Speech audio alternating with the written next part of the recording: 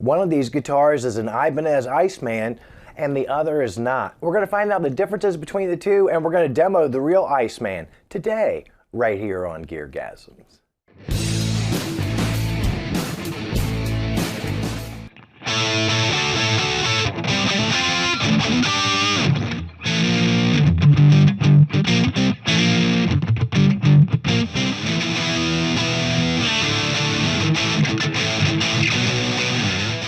Hi everybody, welcome to GearGasms. I'm your host, Alan Barnes. Today in the studio, along with my Ibanez PS10, I also have the Ibanez Iceman.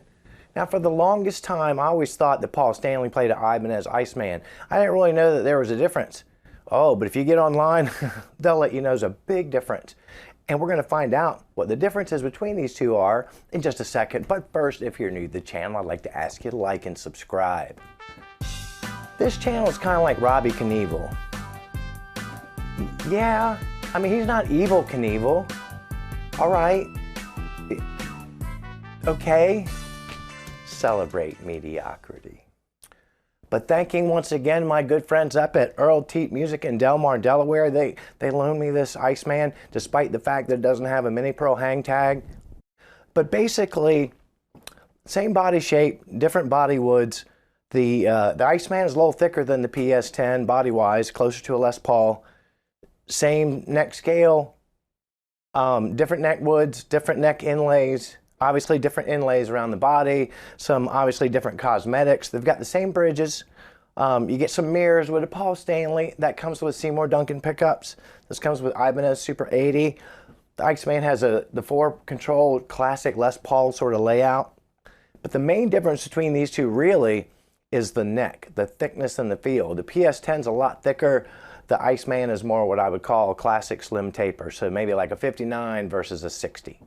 Let's talk about more of the specs while we ooh and ah over some glorious B-roll. It has an Okume body. Of course, I'm not saying that correctly. 3-piece set in Okume neck. I'm sticking with it. This particular one has a gorgeous Les Paul-like sunburst. Gorgeous gold hardware, those Super 80 pickups with the etched face, 2 volume and 2 tone controls, and they got that rubberized grip that I love. Ultra stable Gibraltar Performer fixed bridge and that quick change 3-tail piece. Going up that fingerboard, the fingerboard material is bound Jatova. Radius is 12 inches, just like a Les Paul set neck, also like a Les Paul. The fingerboard inlay are trapezoid block. Speaking of frets, there's 22 of them and they are medium. Scale length is 24.75 with a 1.692 inch nut width. The nut material is plastic. Going up the back of that guitar with the gorgeous finish, the body cut, oh, that Autume or Ukukabaka Mikame wood, whatever it is, it looks like mahogany and it's gorgeous. Standard Iceman oversized headstock with Ibanez sealed tuners. So now that we've learned some of the differences between that and the PS10 and exactly what's under the hood on the Iceman, let's hear how it sounds. It's the classic Ibanez tone that you've come to expect, very jazzy. My signal path for today is this here Iceman. Got me a cable. Goes right through the pedal board, but ain't nothing on yet but a little bit of reverb into this Martial bridge pickup.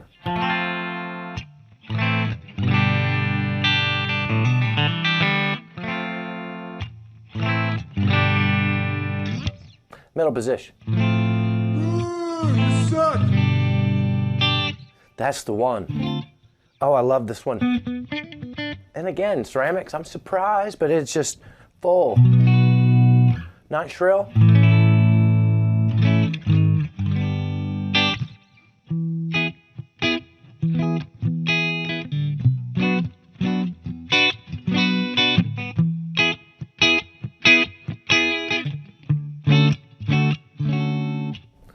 Just wanted to throw the worst possible next chord in there that I possibly could.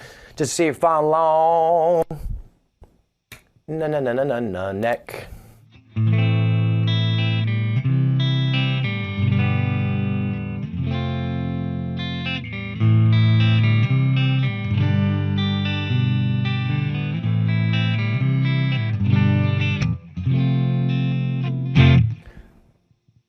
Don't you cry no more. While we're up here in the fat part of the neck, which ain't really that fat, F minor 7th, we're going to test that nut. Check the nut.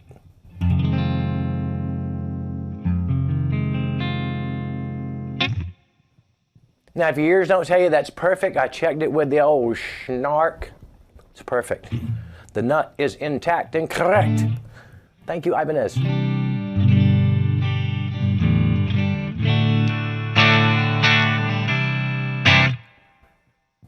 Now you hear that ceramic, don't you? Don't you? Now I find ceramic pickups, especially a bridgy pickup, clean, very clacky. You can hear that pick, and that's kind of a problem for me anyway. You don't really want to hear my pick or the notes that it generates. I know. I read the comments. Let's take that tone halfway down.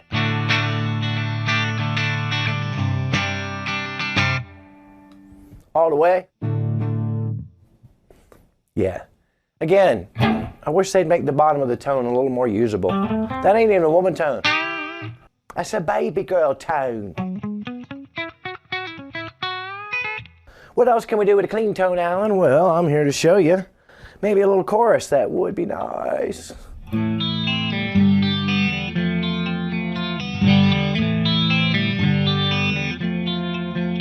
I would also like to note at this point in the video, despite the snark on the headstock, and I'll just take it off, all right? It's staying in tune.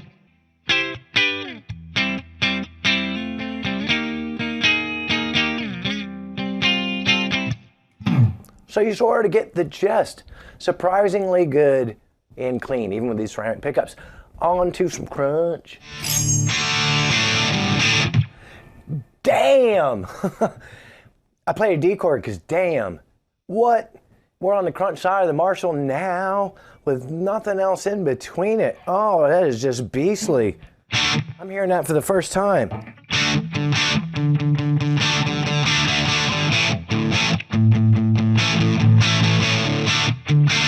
I got my first real 7-string, because that's the tone you want.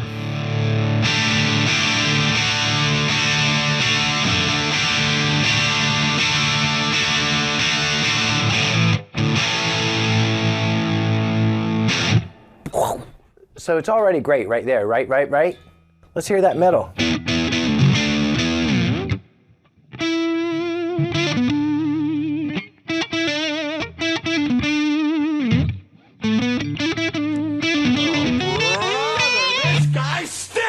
Be great if I didn't have all the other string noise going on, wouldn't it? Before I waste any more time on that, we got to get to the neck pickup. Let's see. We got a wolf. Big bad wolf.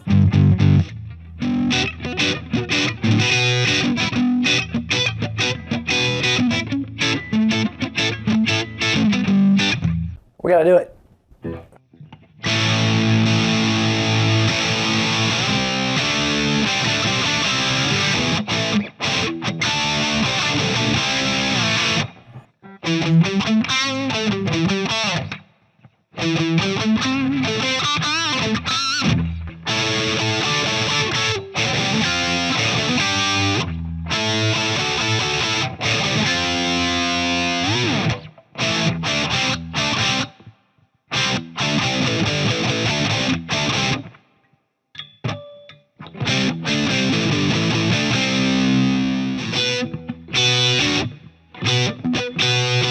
In case you hadn't guessed, we switched to the middle position.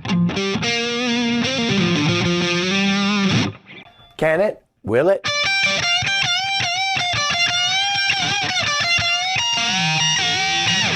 Oh yeah. The Iceman cometh. Yeah, now just for a rhythm tone, take something that's already great. I mean, see how open that is?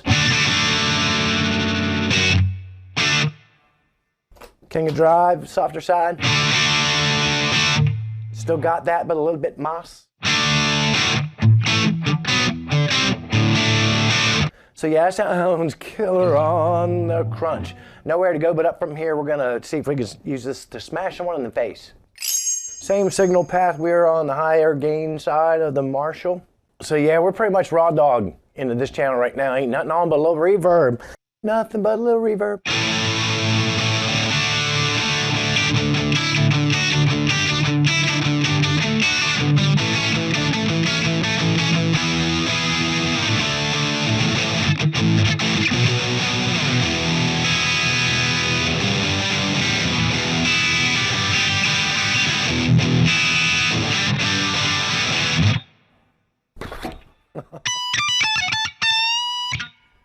It's so hard to bend up that high. It's so hard. But yeah, you can get there. And if you know what to do when you do get there. That's what she said.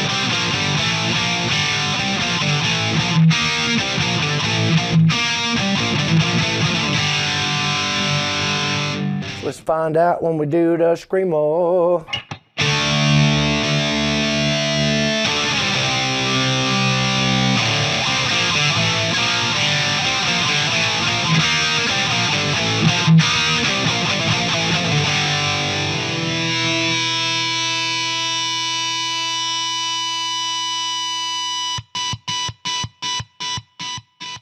So you can even do that Les Paul trick. You could be ace damn Ferrella, if you want to be.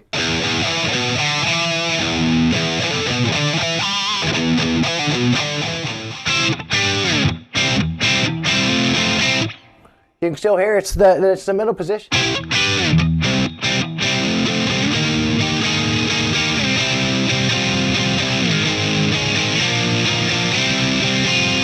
There's just like a little bit of feedback coming through with it. Let me see if I can fix that. Let me push that volume down just a little smidgen.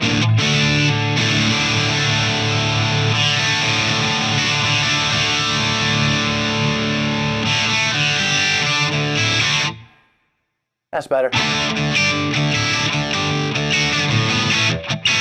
We already showed what they could sound like pushed. You heard enough screamer. And you heard enough feedback. So let's just keep it raw. Oh yeah. We'll put a little makeup on it.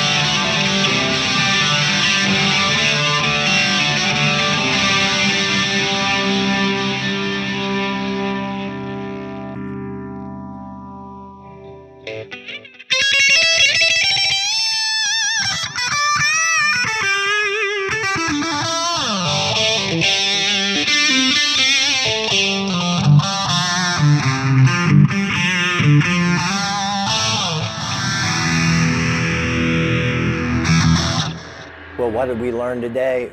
We learned, or at least I did, I was really surprised that the hot ceramic Super 80 pickups in this, they sounded really nice on clean tones. We also learned when we got to the crunch side of the Marshall of things, those pickups didn't really need anything between them and that amp head.